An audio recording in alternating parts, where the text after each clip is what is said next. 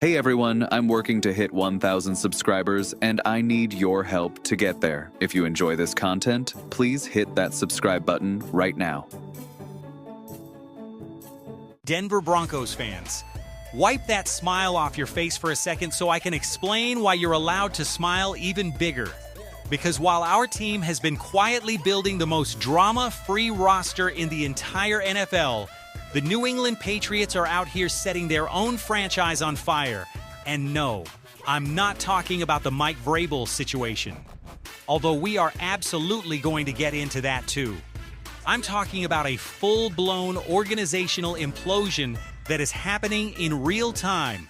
Right as our Broncos sit back, sip their orange and blue Kool-Aid, and watch their biggest rival for that #1 seed turn into a soap opera. Buckle up, because this one has holdouts, it has diva wide receivers, it has a head coach who cannot stay out of the tabloids, and it has our Broncos looking like the smartest, most disciplined organization in professional football. Let's get into it. Before we dive into the chaos up in New England, do me a favor and smash that like button, drop a comment down below telling me you're locked in, and hit subscribe if you haven't already. Because Broncos is about to become your one-stop shop for everything Broncos, and trust me, you do not want to miss what's coming in this video. Okay, so here's the thing about the Denver Broncos since the richest ownership group in all of professional sports took over. This franchise has developed a superpower, and that superpower is seeing around corners. While other teams wait until contracts are about to expire and let agents drag negotiations out into ugly public standoffs, the Broncos front office, led by George Payton, working hand in hand with ownership, has made a habit of locking up star players early, before the price tag explodes, before the drama starts, before anybody even thinks about holding out. And I want to be clear, this isn't some Homer talking point I'm inventing to make you feel good.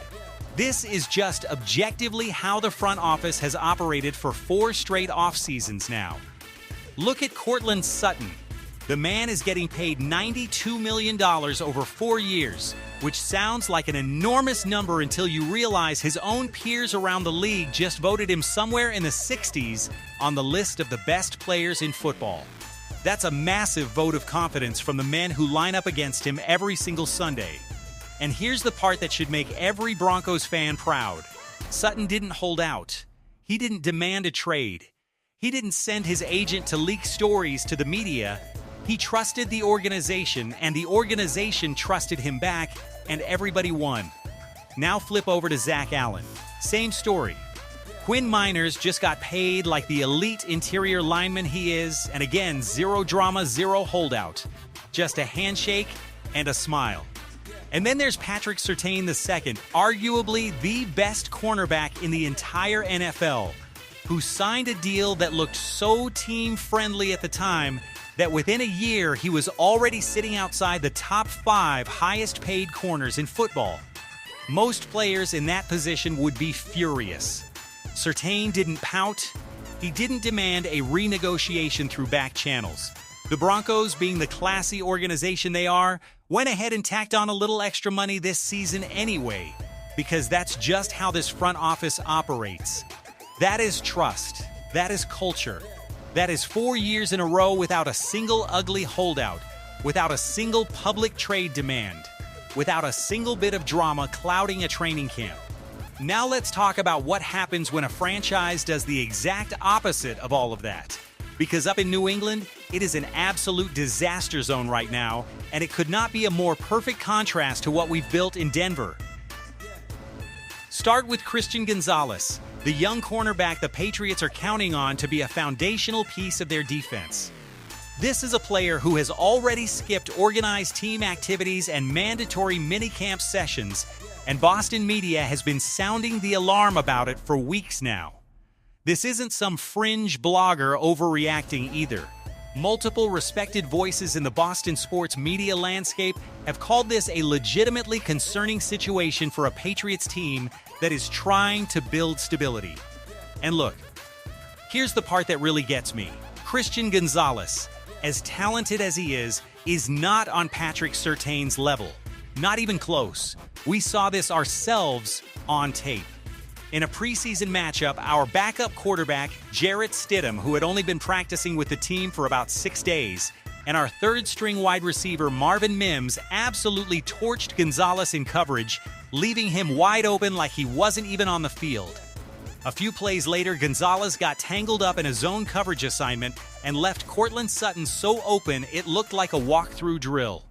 So you have a cornerback who isn't performing at a Pat Surtain level, holding out and creating exactly the kind of drama that a true all-pro like Surtain never once considered. That right there tells you everything you need to know about culture, about maturity, about what it means to actually be a professional in this league. And then, of course, there's the elephant in the room up in Foxborough. Mike Vrabel spent his entire introductory press conference and his entire first season preaching a team-first, family-first, brotherhood mentality. Big rah-rah energy about how everybody in that building is pulling in the same direction. And then it comes out that Vrabel has allegedly been carrying on a years-long relationship with former NFL insider Deanna Rossini, a relationship that reportedly stretches back years and includes photos that have been circulating widely across national outlets. Both Vrabel and Rossini are married to other people. Rossini has since resigned from her reporting position entirely. Vrabel reportedly stepped away from the team for a day during the NFL draft to attend counseling. And league insiders have openly speculated about how much this has actually rattled the locker room and whether it undermines Vrabel's authority as a coach who built his entire brand on trust and family values. Now think about the layers of irony here. This is a coach who postures as the ultimate team-first guy, and yet if it turns out that inside information was ever shared, whether related to Coach of the Year voting or personnel and trade decisions around the league, that opens the door to real tampering concerns that could cost this franchise draft picks or fines. There is nothing team first about that. There is nothing family first about that. And meanwhile, over in Denver, our organization just keeps humming along, boring and professional and drama-free, which in this league might be the most valuable trait an organization can have. Speaking of drama, let's not forget the Patriots also brought in Jay Brown this offseason, a supremely talented but famously moody wide receiver who, according to multiple reports, was the one who leaked his own frustrations to Philadelphia media to try and force his way out of town. Compare that diva behavior to a Courtland Sutton or a Jalen Waddle, guys who show up, keep their mouths shut publicly, and let their play do the talking. Even Tom Brady, a guy who knows a thing or two about championship culture, has weighed in publicly on how wide receiver drama is basically as old as the league itself. But it says something that our locker room simply doesn't produce those storylines. We don't have unhappy stars leaking to reporters.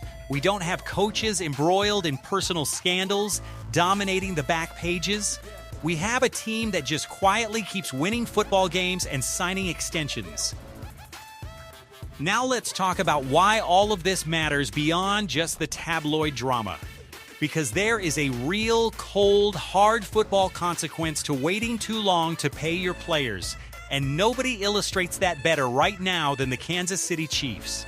This is a team that didn't even make the playoffs last season, and instead of getting better, they got demonstrably worse on defense this offseason because they let the price tag catch up to them.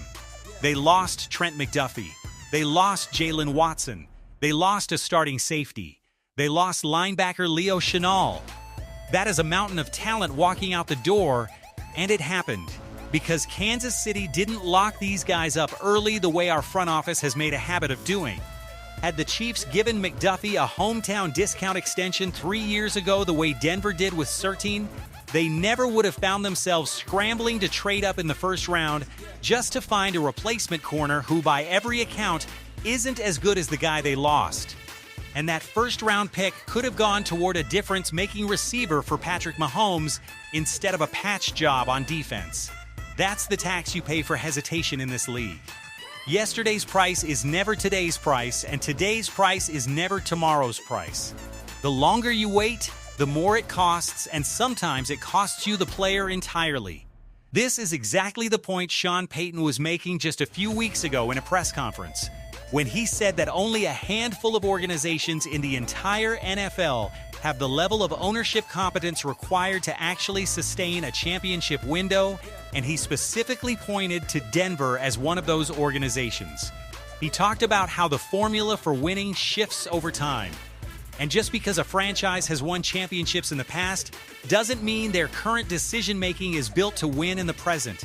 And honestly, if you strip away the orange and blue bias for a second and look at this purely as a football analyst, the Patriots and the Chiefs are not even in the conversation for the AFC right now.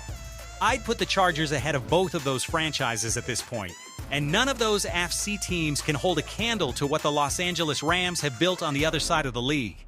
New England and Kansas City have both taken real, tangible steps backward this offseason, while our Broncos continue building the exact right way. So here's what I want you to sit with. The Broncos currently have more available cap space heading into this season than we had heading into free agency, which is a wild sentence to say out loud, but it's true. And it means we are perfectly positioned to keep doing exactly what has made this front office so special. Keep your eyes on names like Marvin Mims, Brandon Jones, Jaquan McMillian, and Riley Moss.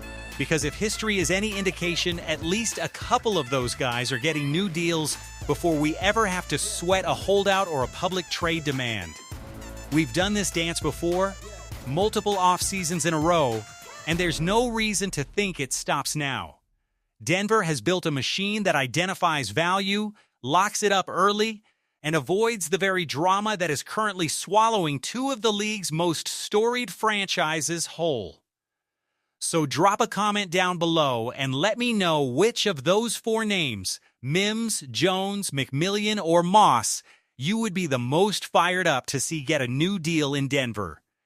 Tell me which one of those guys you think is an absolute must-keep. A guy this front office cannot afford to let walk out the door. While you're at it, make sure you've hit that subscribe button because Broncos is going to be covering every twist and turn of this offseason, and trust me, there is a lot more coming. Smash that like button if you enjoyed this breakdown, drop your thoughts in the comments, and I will see you Broncos fans in the next one. Because the ball don't lie, and neither do the receipts.